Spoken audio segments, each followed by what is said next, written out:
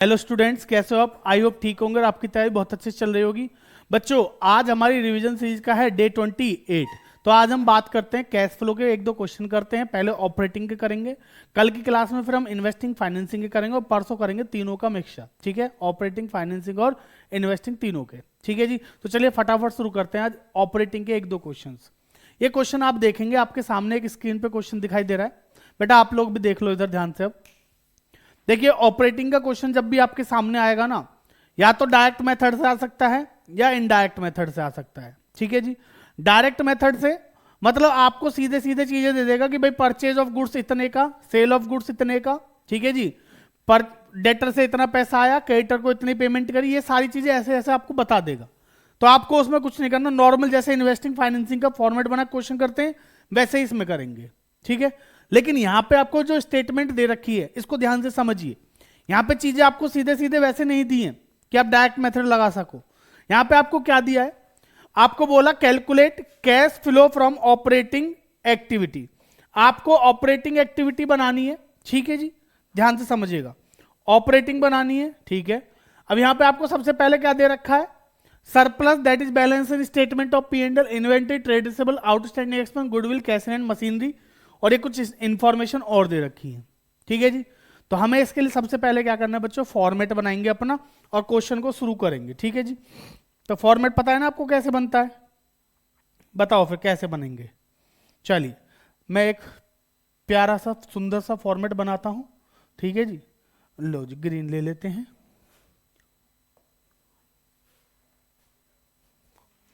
ये तो दिख ही नहीं रहा। अच्छा, कोई बात नहीं बेटा,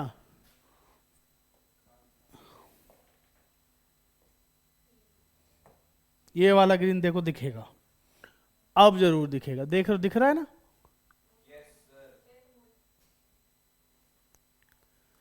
ठीक है जी,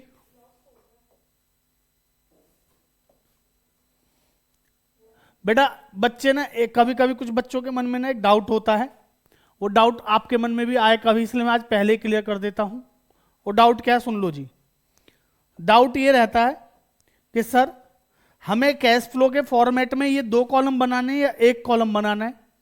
आपके मन में भी कभी आए ना, तो इसलिए पहले ही सुन लेना। देखिए, अगर कोई एक एक्टिविटी आपसे बोली है, जैसे यहां पे क्या बोला है? सिर्फ कैश फ्लो फ्रॉम ऑपरेटिंग बोला है ना, कैश फ्लो फ्रॉम ऑपरेटिंग बोला है ना, तो एक ही कॉलम बहुत है। लेकिन अगर दोनों बनाने के लिए बोले, तीनों एक चीजें बनानी है आपको, ऑपरेटिंग, इन्वेस्टिंग, फाइनेंसिंग, तो हमें दो कॉलम बनाना होता है, क्योंकि लास्ट में हम चेक करते हैं ना कैश एंड कैश इक्विवेलेंट में, तो उसके लिए बनाते हो दूसरा कॉलम, और कुछ नहीं है। ठीक है ना, तो आप एक बनाओ दो बनाओ, उससे कोई फर्क नहीं पड़ता। बात समझ में आई जी? तो फिलहाल आपको जब सिंगल एक्टिविटी है तो एक बनाना, जब तीनों बोले तो दो बना लेना बस। ठीक है, तो यहां क्या लिखेंगे? Cash flow from operating activity. बेटा एक ही एक्टिविटी बनानी है इसलिए लिख रहा हूं ऑपरेटिंग एक्टिविटी पर्टिकुलर, और यहां पे आ जाएगा हमारा अमाउंट। ठीक है जी, बात समझ में आ गई? चलिए ध्यान से सुनिएगा। अब बेटा सबसे पहले नंबर पे, सबसे पहले आपको ना फॉर्मेट बनाना आना चाहिए। ऑपरेटिंग का जब भी क्वेश्चन आप करोगे तो आपको दो तीन चीजें याद रहनी चाहिए, और वो दो तीन चीजें क्या है ध्यान से समझना। सबसे पहले नंबर पे आता है net profit before tax, net profit before tax and extra ordinary items. बात समझ में आ रही है जी? सबसे पहले नंबर पे आता है net profit before tax and extra ordinary item. दूसरे नंबर पे थोड़ी सी जगह छोड़ के यहां लिखते हैं हम क्या? Operating profit before working capital change. मैंने आपको बताया था ना, इसमें क्या करते हैं हम? Increase in current asset, decrease in current asset, है ना जी? इफेक्ट लेते हैं ना इनका, इंक्रीज और decrease of current asset, current liability का। इसके बाद आता है हमारा क्या? कैश जनरेटेड फ्रॉम ऑपरेशन,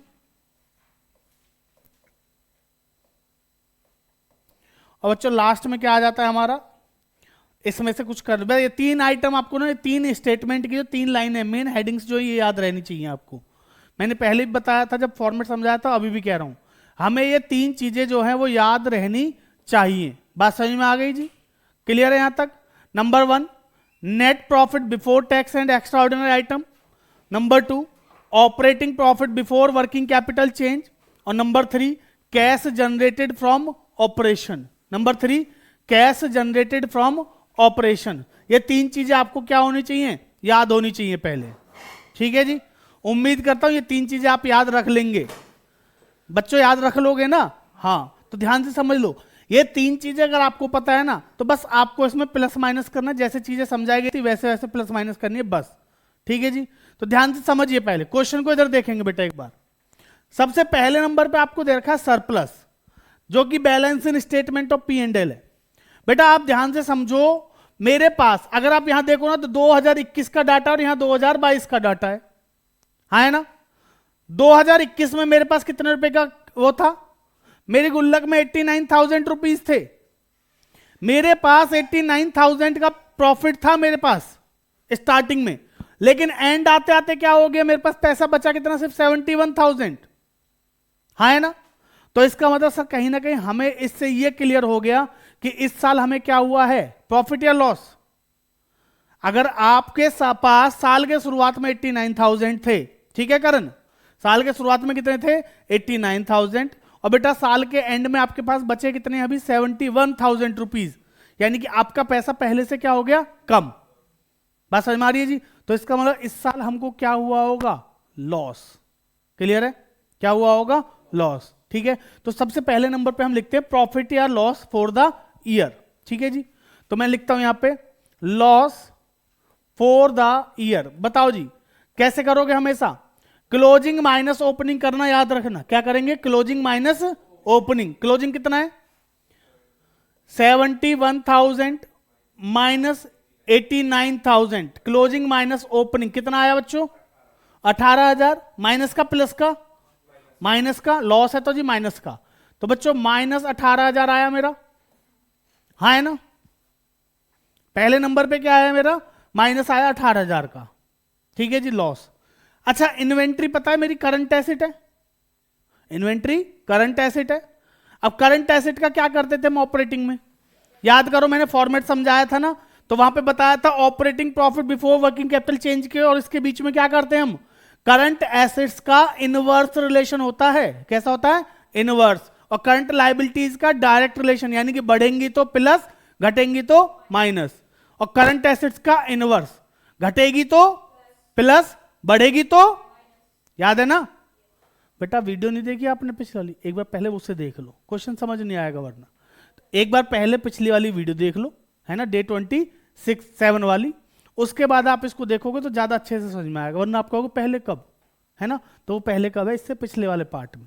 फटाफट देख के आओ, इसको यहीं रोको, देख के आओ, उसके बाद यहां से कंटिन्यू करना। ठीक है जी, आओ। देख लिया? बहुत बढ़िया। आओ देखो जरा, आओ समझो बेटा। सबसे पहले हमें यहां पे क्या करना है? इन्वेंट्री क्या है मेरी? Current asset. करंट एसेट है ना, तो इसको क्या करोगे? इनवर्स रिलेशन होता है, एसेट का रिलेशन कैसा? उल्टा। बढ़ेगी तो माइनस, घटेगी तो प्लस। जरा देखो बेटा, पहले इन्वेंट्री कितने की थी? 4, अब कितनी हो गई? 12। 4 से कितनी हो गई? 12। बढ़ रही है घट रही है? बढ़ रही है, तो क्या करेंगे? माइनस। लेकिन इसके नीचे बेटा, इसलिए मैंने मेन हेडिंग लिख दी कि आपको ये चीजें यहां पे प्लस माइनस करनी है, तो यहां लिखेंगे इंक्रीज इन इन्वेंट्रीज। नाम दे रखा है तो नाम लिखेंगे 8,000। बेटा माइनस करना है तो माइनस के लिए ब्रैकेट यूज करेंगे, वर्ड नहीं ब्रैकेट यूज करेंगे, कोई दिक्कत? नेक्स्ट, इन्वेंट्री हो गया जी। ट्रेड रिसेबल, लग तो ये भी करंट एसेट रही है शायद। ट्रेड रिसेबल डेटर का दूसरा नाम है ना जी, तो ये भी तो करंट एसेट है। बताओ बढ़ रही है घट रही है? पहले 45 की थी, अब कितनी हो गई? 58। बढ़ रही है, तो क्या करेंगे? माइनस। लो जी, इंक्रीज इन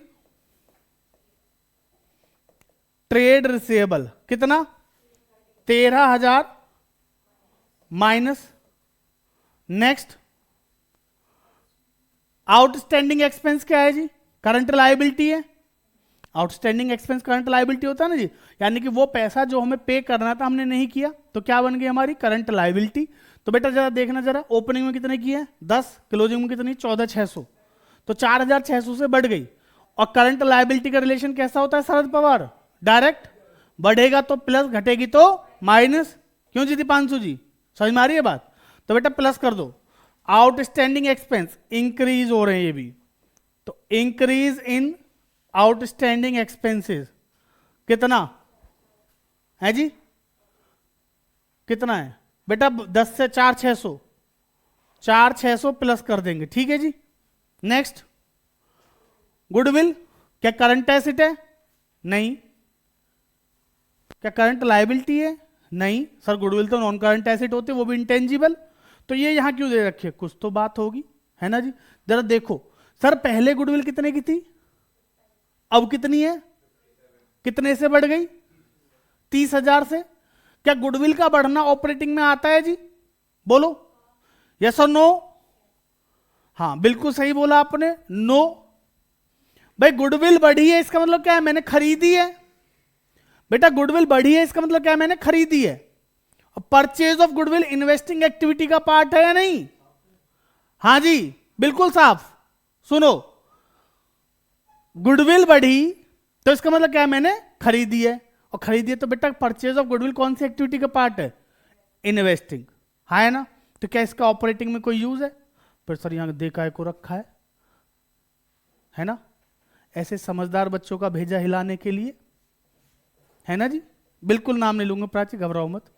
सुनो, अच्छा सॉरी सुना नहीं ना आपने, ठीक है, किस किसने नाम सुना कमेंट करके बताओ। सुनो जी, बेटा गुडविल 27 से कितनी हो गई, 57, यानी कि 30,000 से बढ़ गई। कौन सी एक्टिविटी, इन्वेस्टिंग। अच्छा इन्वेस्टिंग में क्या करेंगे, इसको माइनस, पर सर हमें इन्वेस्टिंग बनानी नहीं, छोड़ दो। अच्छा देखना नीचे कहीं पॉइंट तो नहीं है, अरे नहीं है कुछ भी, छोड़ दो बस, चलो गुडविल हो गई। कैश इन हैंड का कोई रोल है क्या, सर करंट एसेट है ये भी। बेटा करंट एसेट है, लेकिन इसको छोड़ देना। मैंने जब पहले वाले जो इससे 27 से पहले 26वां पार्ट समझाया था, नहीं देखा, उसे भी देख लो। फिर ऐसे कैसे करते हो भाई, पहले 26 देखो, फिर 27, फिर 28, सीक्वेंस से चलो ना चीजें। 27 ये सीक्वेंस से इसीलिए तो बनाई गई हैं। तो 26वें पार्ट में मैंने आपको बताया था करंट एसेट में से दो चीजें छोड़ देना, एक करंट इन्वेस्टमेंट और एक कैश एंड कैश इक्विवेलेंट। ये दोनों किसका पार्ट नहीं है, ऑपरेटिंग में नहीं जाएंगे। बात समझ में आई जी। तो बेटा कैश एंड हैंड हमारा ऑपरेटिंग में नहीं जाता, छोड़ दो इसको, ठीक है जी। चलो जी ये भी छोड़ दिया, हो गया ये। मशीनरी 56,000, क्लोजिंग 82,000, नीचे पॉइंट भी है, कुछ तो बात होगी। तो इस बात को देखते हैं, समझते हैं, फिर आगे बढ़ते हैं। चलिए बेटा ध्यान रखना, जब आपको मशीनरी की इंफॉर्मेशन दी है, देखिए मशीनरी पार्ट है इन्वेस्टिंग का, मेरा यहां का पार्ट नहीं है। कौन सी एक्टिविटी का पार्ट है, इन्वेस्टिंग का, बट यहां दिया है, इसका पीछे कोई ना कोई रीजन है। अच्छा उसके पॉइंट भी तो दे रखा है। तो बेटा इसके लिए जब भी आपको ऐसे इंफॉर्मेशन दियो ना, तो पहले नीचे वाले पॉइंट को पढ़ के अगर आपका ऑपरेटिंग का काम खत्म होता है तो कर लेते हैं। बात समझ में आ रही है जी, नहीं तो आपको अकाउंट बनाना पड़ेगा। कह रहे पीस ऑफ मशीनरी जो खरीदी थी कितने की, 50 की, on which depreciation of ₹20,000 had been charge, जिसपे 20,000 का क्या चार्ज किया गया, डेप्रीशिएशन, वॉज सोल्ड फॉर ₹10,000, उसको हमने बेच दिया कितने में, 10 में, ठीक है जी। 50 की चीज 20 का डेप्रीशिएशन, कितना बचा, 30। 50 की चीज 20 का डेप्रीशिएशन, तो 30 की बची। बेच कितने में दी, 10 में। प्रॉफिट हुआ लॉस कितने का, 20,000 का, है ना। तो बेटा लॉस को पहले क्या किया गया होगा, जब P&L अकाउंट बना रहे होंगे तो लॉस क्या हुआ होगा, कहीं ना कहीं डेबिट में आया होगा, माइनस हुआ होगा। तो अभी क्या करेंगे इसको, प्लस, ठीक है ना। तो लॉस ऑन सेल ये नॉट उसमें आएगा ना, ऑपरेटिंग नॉन कैश और नॉन ऑपरेटिंग आइटम में। तो बेटा यहां क्या करेंगे हम, loss on sale of machinery, कितना, वेरी गुड। बेटा पहले माइनस हुआ था, अभी क्या करेंगे 20। सर कहां माइनस हुआ था, कहां प्लस, कैसे समझ में आएगा। बेटा देखिए अगर आप अभी तक पिछली वीडियो नहीं देख के आए हो तो नहीं समझ में आएगा, इसलिए कह रहा हूं पिछली वीडियो देख लो पहले। बात समझ में आ रही है, देख ली, ठीक है, फिर आ जाओ, तो समझ में आई गई होगी बात। सबको आ गई ना जी, आ गई ना समझ में, ठीक है, फिर आगे पढ़ो। ये तो हो गई जी बात। सर ये जो इसका 20,000 का डेप्रीशिएशन है, भाई ये पहले की कहानी बता रहा है, 50 की खरीदी थी, आज तक 20 का डेप्रीशिएशन लगा, आज 10 में बेच दी, उसका काम खत्म, मुझे अकाउंट बनाने की जरूरत नहीं है यहाँ पे। बात समझ में आई? इन्वेस्टिंग बना रहा होता तो मुझे अकाउंट बनाना पड़ता। ठीक, आगे लिखा है depreciation charge during the year ₹18,000। इसका मतलब समझ में आया? इस साल जब P&L अकाउंट बनाया गया होगा तो उसमें टू डेप्रिसिएशन लिखा गया होगा। इनकम स्टेटमेंट में डेप्रिसिएशन एवं अमोर्टाइजेशन आता है ना, तो वहां 18,000 लिखा गया होगा। इसका मतलब क्या किया गया होगा?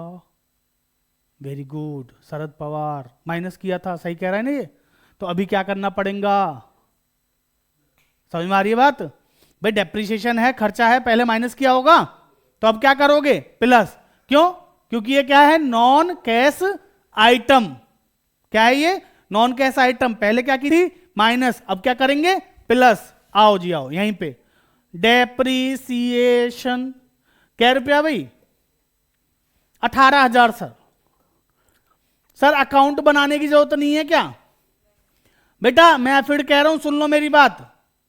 अगर आपको यहां पे इन्वेस्टिंग एक्टिविटी बनानी पड़ती तो मुझे अकाउंट बनाना पड़ता, क्योंकि मुझे कहीं ना कहीं यहां पे परचेज की वैल्यू नहीं दे रखी, वो निकलती मेरी बैलेंसिंग फिगर में। बात समझ में आ रही है? बात समझ में आ रही है? तो इधर ध्यान दीजिए ना। क्या कान में खुसर फुसर कर रहा है बे? भैया ये बातें बाद में भी कर लेना ना, तू कहीं जा रहा ना ये कहीं जा रही है। इधर सुन ले नालायक। सुनो, बात समझ में आ गई बच्चों? अकाउंट बना लेना, ठीक है? अकाउंट बनाओगे तब जब इन्वेस्टिंग एक्टिविटी का पार्ट होगा। जब इन्वेस्टिंग बनाना हो तब अकाउंट बनाएंगे इसका, ठीक है? यहां पे सिंपल इंफॉर्मेशन थी तो कोई दिक्कत वाली बात नहीं है। ये भी हो गया जी, ठीक। ये भी हो गया, ठीक। आइए बेटा, income tax paid during the year कितना? 23,000। क्या मुझे कहीं पे इनकम टैक्स की इंफॉर्मेशन थी? नहीं। तो मेरी मजबूरी बन जाती है कि भाई इसी को मुझे ऊपर प्लस करना पड़ेगा और यहां पे टैक्स पेड माइनस करना पड़ेगा। अगर सर ओपनिंग क्लोजिंग दोनों दे रखे होते और कोई इंफॉर्मेशन नहीं होती तो जो क्लोजिंग वाला है उसको ऊपर यहां प्लस करता, ओपनिंग वाले को क्या कर देता?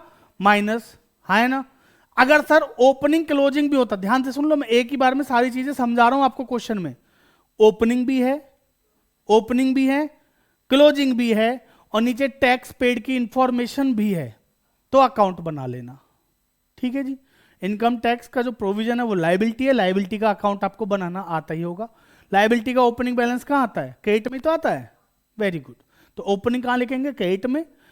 क्लोजिंग कहां लिखेंगे? डेबिट में, बाय बीडी टू सीडी। और इधर जो टैक्स पेड किया है वो तो जो आएगा वो बाय P&L। तो जो बाय P&L वाला है वो कहां पर ऐड कर देंगे, और जो यहां पे टू बैंक वाला इधर डेबिट में पे किया है उसको नीचे माइनस कर देंगे। ऐसी कोई इंफॉर्मेशन है नहीं, तो बेटा ये जो 23,000 है यहां पे इसको प्लस कर देंगे। Tax provision, tax provision for tax. बताओ जी कितना? 23,000 प्लस कर दिया, और यहां पे टैक्स पेड के नाम से क्या कर दोगे इसी को? Very good. कितना? 23,000 माइनस। ठीक है जी, बात समझ में आ गई? अब बस लास्ट पॉइंट और देख लो बच्चों, dividend paid during the year. ये जो हमने इस साल डिविडेंड पे किया है, अच्छा डिविडेंड पे करना कौन सी एक्टिविटी का पार्ट है बेटा? फाइनेंसिंग का। वेरी गुड, फाइनेंसिंग का पार्ट है। बट सर कहीं ना कहीं P&L में भी तो लिखते हैं हम, स्टेटमेंट ऑफ P&L जब बना तो वहां भी तो लिखना पड़ता होगा हमें डिविडेंड, है ना? तो इसलिए यहां पे क्या करना पड़ेगा? वहां क्या किया गया? माइनस। तो अभी क्या करना पड़ेगा? प्लस। ठीक, तो यहां लिख देंगे डिविडेंड पेड कितना? 36,000 क्या करेंगे? प्लस। अब सर फाइनेंसिंग तो बना नहीं रहे जो वहां पे माइनस करके दिखाएं, तो फाइनेंसिंग में क्या होगा? माइनस, और वो हम बना नहीं रहे हैं। बात समझ में आ गई जी? हमारे क्वेश्चन की सारी इंफॉर्मेशन खत्म। चलिए अकाउंट को बैलेंस करते हैं। इसको बच्चे ना लाइनिंग में भी दिक्कत करते हैं, पता है? शांतनु सुन रहे हो तो ध्यान से समझना। इसलिए बेटा सबसे पहले आप एक लाइन यहां खींचोगे और इसके बाद टोटल करो। नीचे लाइन मत खींचना, कुछ बच्चे हैं नीचे लाइन खींच देते हैं। नीचे लाइन खींचने का मतलब समझ रहे हो कि आपका ये अकाउंट इतना क्लोज हो गया, अब इसकी कैलकुलेशन करोगे आप नहीं, जो आएगा उसी में इनको प्लस करेंगे, प्लस माइनस जो भी है। फिर यहां लाइन खींचेंगे, फिर जो आएगा यहां पे इसमें, फिर उसमें इन सबको प्लस माइनस करेंगे, फिर यहां लाइन खींचेंगे। बात समझ में आ रही है जी? समझ में आ रही है बात? बेटा सारी चीजें इतनी डिटेल में कोई नहीं बताएगा आपको, मैं ही बताऊंगा ना। तो उसके लिए क्या करना है? चैनल को सब्सक्राइब, वीडियो को लाइक, ठीक है ना? करो जी।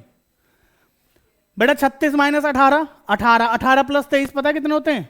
मैं बताऊं तुम बताओगे? 41 है। कैलकुलेशन करेंगे,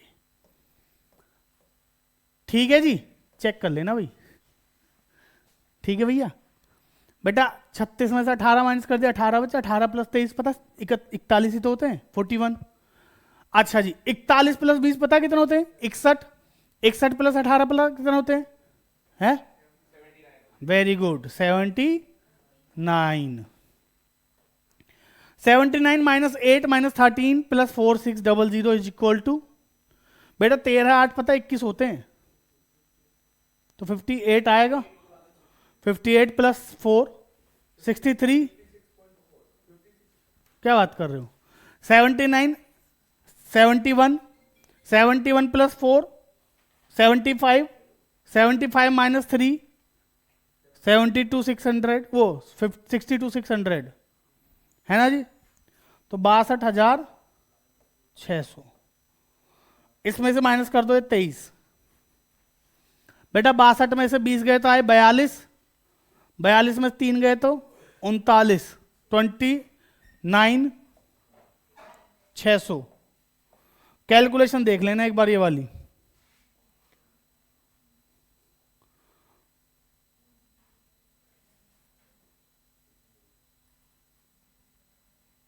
ठीक है। तो बेटा ये देखो पॉजिटिव में आया नेगेटिव में आया है, पॉजिटिव है तो इसको क्या बोलेंगे यहां पे? कैश बढ़ा घटा? बढ़ा, तो कैश फ्लो बढ़ा है, पॉजिटिव है तो फ्लो है, नेगेटिव है तो यूज्ड है, ठीक है जी। तो cash flow from operating activity. अब आप एक चीज समझो यहां पे, कैश फ्लो से आपको पता चल गया ना। देखिए एक्चुअल में हमें इस साल क्या हुआ था, लॉस हुआ था कितने का? 18,000 का। एज पर एक्रूअल बेसिस जब हमने स्टेटमेंट ऑफ पी&एल बनाई होगी तो हमें लॉस कितने का था? 18,000 का। लेकिन जब हमने कैश फ्लो बनाया तो हमें पता चला कि हमने तो 29,600 रुपए का क्या किया है? कैश में फ्लो किया है, फ्लो हुआ है, पैसा आया है। बात समझ में आ रही है? और बेटा अगर हमें लॉस हो भी रहा है और पैसा आ भी रहा है तो फिर तो मजे ही मजे। नहीं बेटा नहीं, इसका मतलब अगर हमें प्रॉफिट नहीं हो रहा, लॉस हो रहा है और हमारे पास फिर भी फ्लो हो रहा है ओवरऑल तीनों में, तो वो हमारे लिए अच्छी चीज नहीं है। समझ में आ रही बात? हाँ जी, क्या कह रहे हो? 39 होगा कहां पे? ये वाला? हाँ तो 39 दिख नहीं रहा क्या आपको? अरे बेटा आपको, बेटा ये 39 ही है, क्या बोलूं अब मैं आपको। इस लड़की से ना हमेशा यही गलतियां होती हैं। नाम पता है ना आपको? कमेंट करके बता दो। सेम नाम है इन दोनों का, पता है दोनों का सेम नाम है, जादू का भी वही नाम है। चलो समझ आ गया जी? बेटा क्लियर है ये क्वेश्चन? कर लोगे? तो एक बार ना इस क्वेश्चन का ना इतने पेज का स्क्रीनशॉट ले लो, स्क्रीनशॉट लेके उसको क्या करना, क्रॉप कर देना, ठीक है। और इस क्वेश्चन को एक बार खुद से लगाओ, चाहे आपने अभी देख लिया पूरा कर लिया, उसके बाद एक बार खुद से लगाओगे तो आपको चीजें ज्यादा क्लियर होंगी, ठीक है जी। फिर चलते हैं अगले क्वेश्चन पे।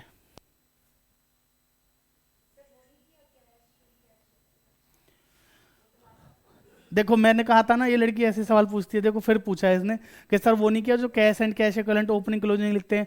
बेटा आप लोग बताइए वो कब करते हैं? पता है ना? पता है तो बताओ जल्दी कमेंट कर, कहाँ पे करते हैं ओपनिंग और क्लोजिंग के कैश एंड कैश इक्विवेलेंट को? कहाँ पे प्लस माइनस करना होता है, कब करना होता है, वो आप बताइए कमेंट करके। ये भी बताइएगा, अब देखना कमेंट करके।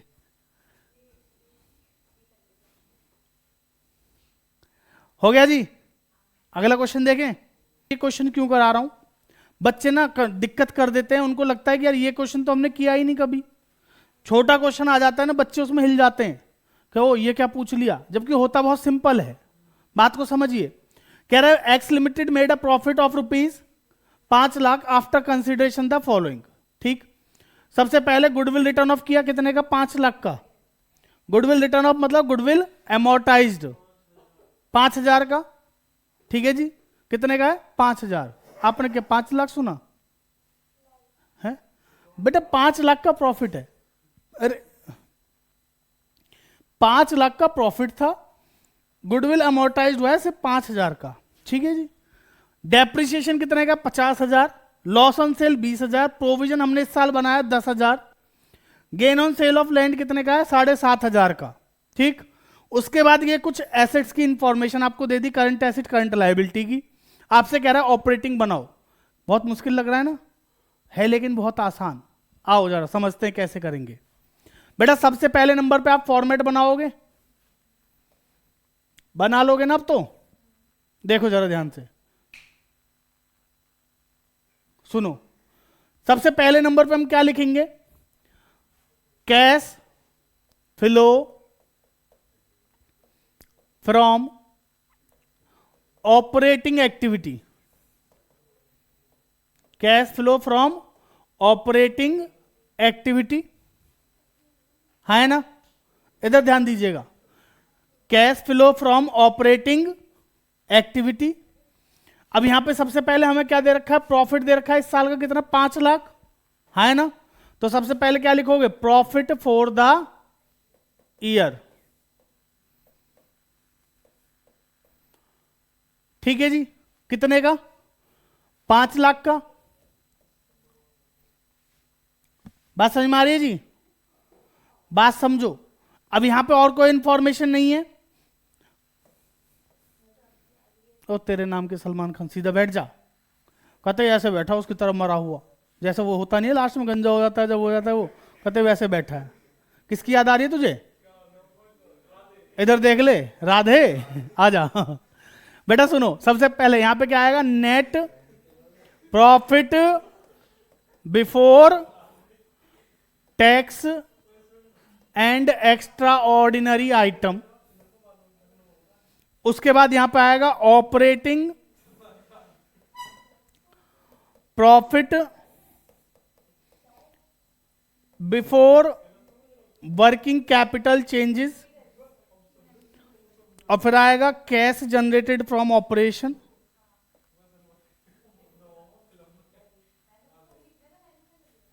हाँ इधर सुन लो, कैश जनरेटेड फ्रॉम ऑपरेशन। अब सुनो बेटा ध्यान से इधर देखिए। इस क्वेश्चन में मैंने पहले फॉर्मेट वही बना लिया, अपना फॉर्मेट वही है। उसके बाद देखो सबसे पहले प्रॉफिट दे रखा है मुझे कितने का? 5 लाख। तो ये मैंने यहां से यहां लिख दिया। समझ में आ रही है बात? और कोई इंफॉर्मेशन नहीं है इसलिए मैंने लिख दिया वो डायरेक्ट। अब बेटा ये चीज 1 2 3 4 5, ये पांचों की पांचों आइटम कहीं ना कहीं इस वाले पोर्शन की है। समझ में आ रही है बात? ये पांचों आइटम कहां की है? यहां की है। बात समझ में आ रही है? Before tax and extra ordinary item के बाद और वर्किंग कैपिटल चेंज के पहले की है। ये सारी की सारी आइटम नॉन कैश और नॉन ऑपरेटिंग की है। तो इनको क्या करेंगे? Plus minus. जो चीज पहले क्या हुई होगी माइनस, उसको क्या करेंगे? प्लस। और जो प्लस हुई होगी उसको क्या कर दोगे? माइनस। ठीक है जी। चलिए बताइए मुझे सबसे पहले गुडविल रिटर्न ऑफ क्या किया गया होगा पहले? हाँ जी, माइनस। तो अब क्या करोगे? प्लस। Very good. तो गुडविल रिटर्न ऑफ या अमोर्टाइजेशन कितने का है बताओ? 5,000। कितना है? 5,000। Next depreciation. बच्चों पहले क्या किया था? माइनस, अब क्या कर देंगे? प्लस। कितना? 50,000। नेक्स्ट लॉस ऑन सेल, पहले क्या किया था? अब क्या करोगे? Loss on sale of machinery है। ठीक है जी। तो 20,000 पहले क्या किया था? माइनस, अब क्या कर देंगे? प्लस। बेटा प्रोविजन यहीं पे आएगा। बताइए पहले क्या हुआ होगा? सर कोई इंफॉर्मेशन नहीं इसलिए क्या करना पड़ेगा? मजबूरी है। पहले माइनस हुआ तब क्या करेंगे? प्लस। ठीक है जी। हम तो यही मानेंगे ना इंक्रीज हुआ डिक्रीज थोड़े हुआ है। नेक्स्ट गेन ऑन सेल, पहले क्या हुआ होगा? अब क्या करोगे? Very good. बहुत आता है इन बच्चों को क्वेश्चन हल्का, इनको नहीं पता ये बात। कुछ नहीं बेटा, मैं कुछ बोलता हूं कभी? सुनो इधर, आप लोगों ने सुन लिया होगा ना, वैसे आपके पास तो आवाज पहुंच गई होगी, बताना मत। ठीक है जी। 5 लाख यहां आ गया बच्चों। इसमें इनको प्लस माइनस करो जल्दी। 5 5 5 55 5 75 5 85 5 85 में से 7.5 माइनस कर दो। 585 माइनस 7 580 577,500। वेरी गुड, मेरी कैलकुलेशन बहुत अच्छी है। बात समझ में आ गई जी। अब बस ये क्या है, करंट एसेट करंट लायबिलिटी, तो इनका क्या लेंगे, इंक्रीज डिक्रीज। आइए खेलते हैं। Very good. ट्रेड रिसीवेबल क्या है, करंट एसेट, करंट एसेट है ना जी। बढ़ेगी तो माइनस, घटेगी तो प्लस। क्या हो रही है देखो जरा, 21 22 बेटा सीधे सीधे दे रखा है। बढ़ रही है तो क्या करेंगे इसको, minus. Increase in trade receivable, बताओ जी बेटा, पहले 52 था, अब 78 हो गया, कितने से बढ़ा, 26,000 से ना। 26,000 क्या करेंगे बेटा, ट्रेड रिसीवेबल करंट एसेट है, करंट एसेट्स का इनवर्स रिलेशन होता है, बढ़ेगी तो माइनस, घटेगी तो प्लस। तो ये बढ़ रही है इसलिए क्या करेंगे इसको, माइनस। बेटा आंखें खोल के देख लेना, इधर 21 लिखा है, इधर 22 लिखा है, ये बढ़ रही है ना कि घट रही है। कुछ बच्चे ना बेवकूफी करेंगे, इधर देखेंगे 2022, इधर देखेंगे अच्छा ऐसे चलेंगे, अच्छा 78 52 घट रही है, माइनस कर देंगे, प्लस कर देंगे। उल्टा मत चलना, ध्यान से देख लेना, आप इनकी तरह मत करना, ठीक है। नाम पता ही है ना आपको, बता दो। अगला देखो, प्रीपेड एक्सपेंसेस, पहले कितने के थे 2000, अब कितने हो गए 3000।